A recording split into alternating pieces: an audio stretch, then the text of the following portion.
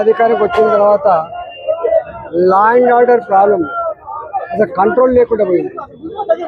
Gun culture పెరిగిపోయింది. భూ ఆక్రమణలు ఇవాళ గోరక్షకులుగా నేను నిత్యం చూస్తూ ఉంటా. ఇక్కడ ఎంపీగా మేడ్చల్ పోలీస్ స్టేషన్ కావచ్చు, షామీర్పేట్ పోలీస్ స్టేషన్ కావచ్చు, కీసర పోలీస్ స్టేషన్ కావచ్చు, గడికసర పోలీస్ స్టేషన్ కావచ్చు, నిత్యం కొన్ని వందలాది ట్రక్కులు కదిలిపోతూ ఉన్నాయి. ఇది ఒక పెద్ద మాఫియా లాగా తయారైంది.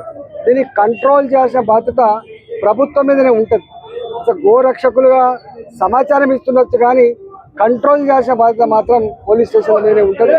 కానీ ఎక్కడో పోలీసులు పూర్తిగా విఫలమైన సందర్భంలో గోరక్షకులుగా బయటకు వచ్చి అక్కడక్కడ సమాచారం ఇవ్వడం కానీ అక్కడ ఆపే ప్రయత్నం చేస్తున్నప్పుడు ట్రక్కులతో గుద్దడం ఇవాళ ట్రక్కుల్ని వీళ్ళ కాళ్ళ మీద నుంచి పోడించడం.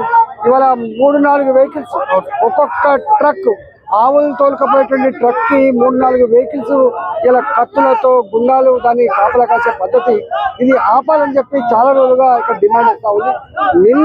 నిన్న ప్రశాంత్ అనే వ్యక్తి మీద నేరుగా ఇలా తుపాకీతో కాల్చిందంటే ఎంత ధైర్యం ఉండాలి, వీడికి ఎవరు సపోర్ట్ చేస్తున్నట్టు, ఎవరి అండతో ఇలా వీళ్ళు పని చేస్తున్నట్టు, మరి చట్టం ఉన్నట్ట లేనట్ట ప్రభుత్వం చెప్పాల్సిన అక్కడ ఉన్నది.